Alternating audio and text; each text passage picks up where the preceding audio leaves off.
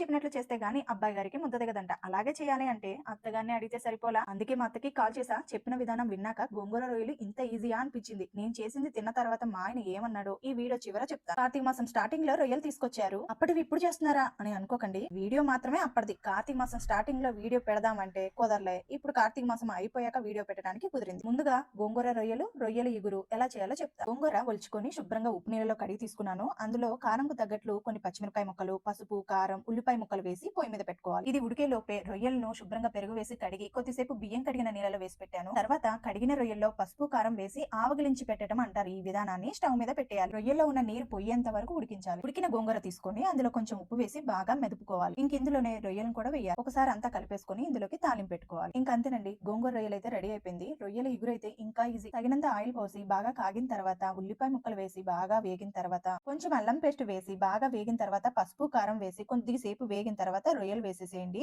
తర్వాత కొంచెం ఉప్పు జల్లి బాగా వేగిన తర్వాత చివరన గరం మసాలా, కొత్తిమీర కలిపేయండి. అంతే, రొయ్యల ఇగురు అయిపోయినట్లే. నా దగ్గర కొత్తిమీర లేదు కాబట్టి నేను కొత్తిమీర వేయలేదు. సరే, గోంగూర రొయ్యలు తిన్న తర్వాత మా ఆయన ఏమన్నారంటే, మా అమ్మ చెప్పింది కదా బాగుంది అన్నారు. ఇక్కడ నేను చేసింది ఏం లేదు.